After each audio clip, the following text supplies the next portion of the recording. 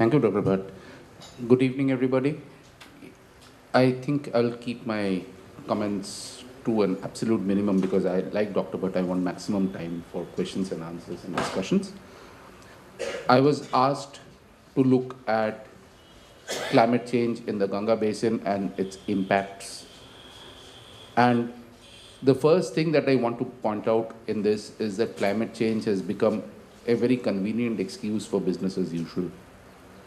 And this an enormous number of ill-planned and frankly corrupt development projects, so-called development projects, are going on. And whenever the ill effects of that they show up, you hear people turn around and say, "Oh, what can we do? It's all due to climate change." So there is a serious need to tease out as far as possible the incremental effects of climate change.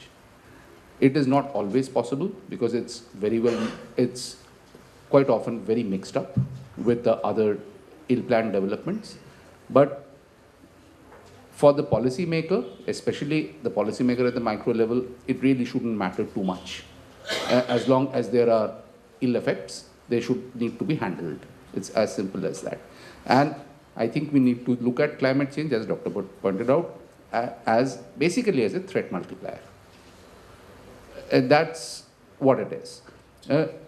We have threats, we have very serious threats from ill-planned so-called development, and climate change is acting as a threat multiplier there. So let's look at, I want to just say three things and stop there. I want to look at the effects of climate change in and around the source of the Ganga basin, second in the floodplains of the Ganga basin, the UP and Bihar, and third in the delta. So if you look at the effects of climate change on the sources of the Ganga basin rivers, be it the main stem of the Ganga, or be it Yamuna or any of the other big rivers coming from Nepal, you will find that you get a mixed picture of water flow due to the faster melting of glaciers than before. There you will find Professor Gosain is the real expert in this. He has done the river basin assessment. But by and large, my understanding of all the studies is that the original assumption that faster melting will mean higher flow immediately is not always true, is not being borne out. The result is mixed. What is happening is that the same as you will find in the floodplains is that what climate change does is to speed up the water cycle. If it's speeding up the water cycle, that is why we are getting fewer rainy days but more rainfall on those days, whether it's rain or snow.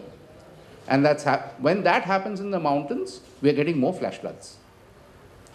That's what's happening.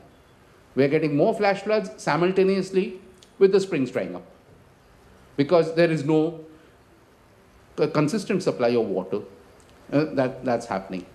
Come down to the plains, and I hope Nidhi will talk about this in great detail because she has been following it in more detail than I have, that the simultaneous drought and flood cycles that we are seeing is almost an absolute textbook case of the speeding up of the water cycle. That you get droughts in Bihar because there is no rain on the 15th of June when the farmers are expecting rain, and then you suddenly get sometime in the beginning of July a deluge, and then again you get a long break in the monsoon, and then again you get a deluge. This is what's happening. And it's happening in the mountains, it's happening in the floods, in the floodplains. And this, scientists tell us, IPCC tells us, IITM tells us, can be attributed to climate change. So yes, I would tease out this particular effect of climate change, and it's a very serious effect.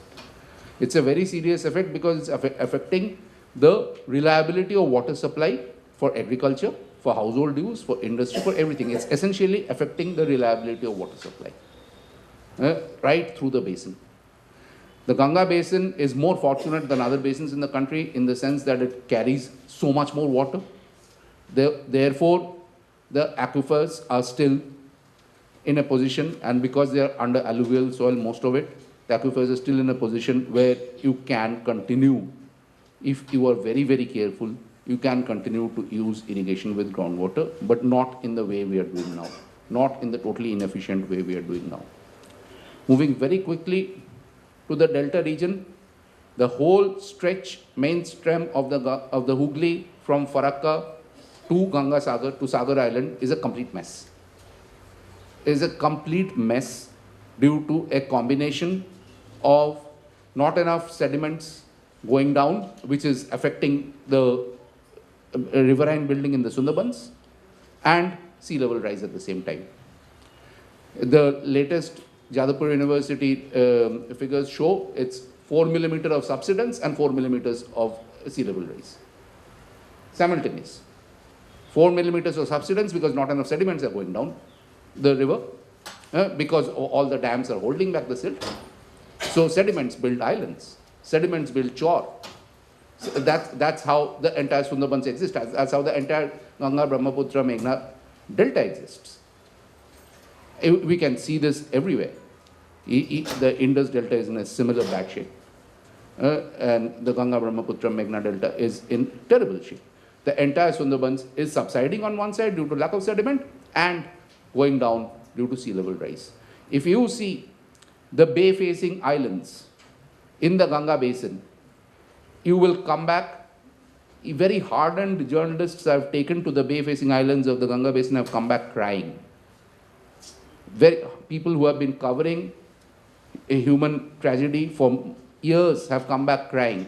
We have a situation in an island called Mausuni where for 8 days every month, around the full moon and new moon high tides, water gets into every kacha house in a neighborhood.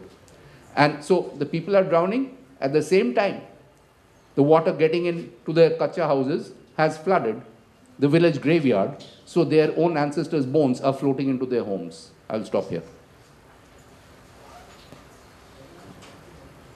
Thank you, Dr. Joydeep,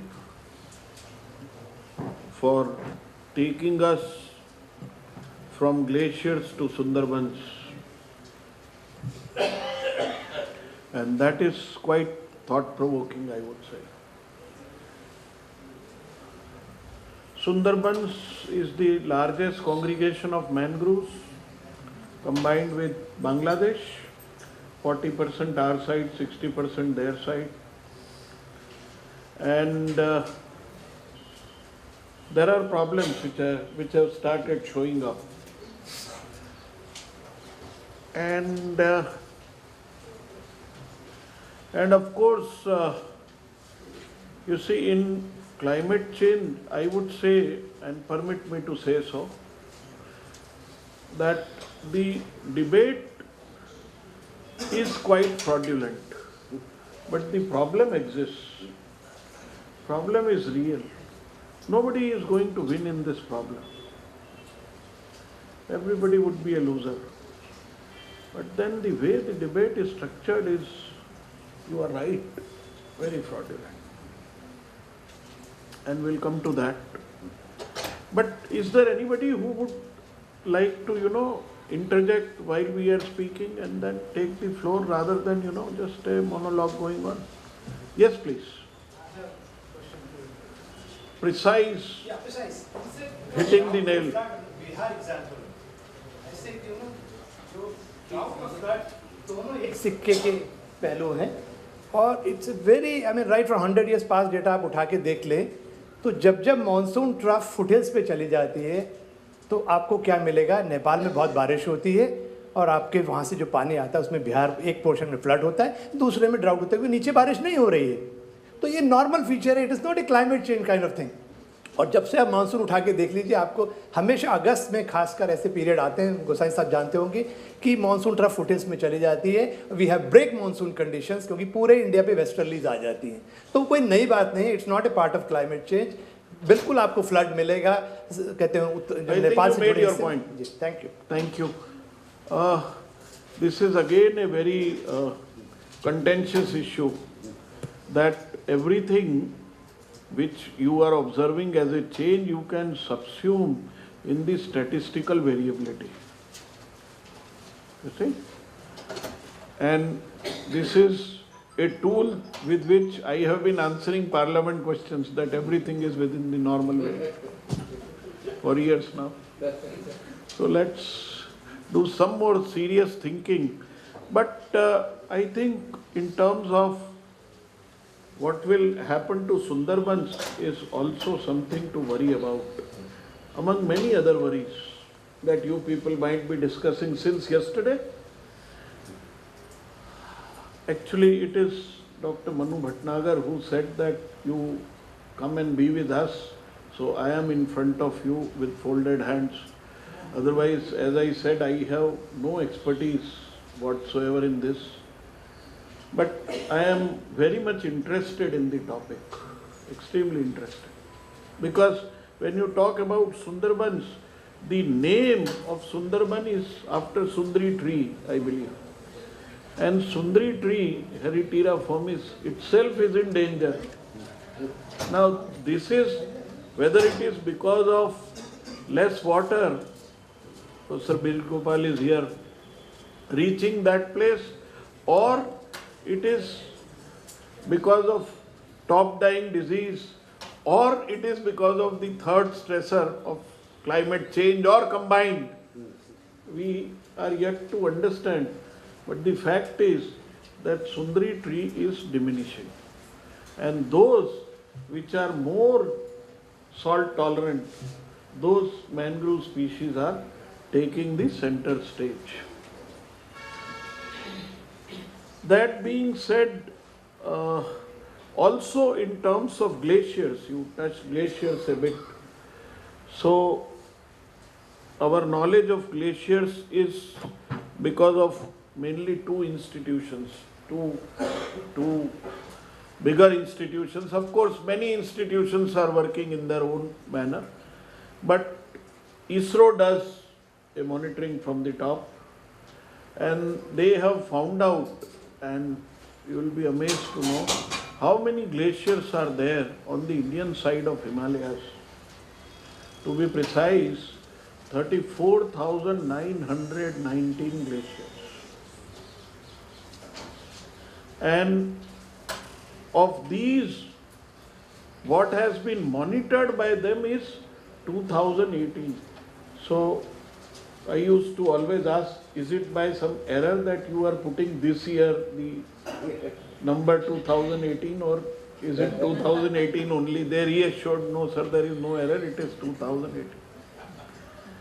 And then there are projections, how many are going to be status quo, how many are on decline, and 1% even increasing in there, and phenomena being attributed to glacial, interglacial cycles, which maybe Dr. Gosai can say better.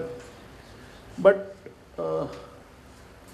condition of glaciers, those of us who had, kind of a passion for trekking, going to Pindari or going to Gomukh or wherever, you see, we know that the condition is not too good.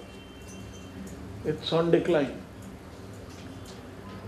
So, having said these two things and saying that nobody would be a winner in this game, I pass on to Dr. Jagdish Krishna Swami. Over to you, sir. You can use the same mic. And if anybody of you would like to, not hold on to your question and then just intervene, please do so. Let's make it more lively.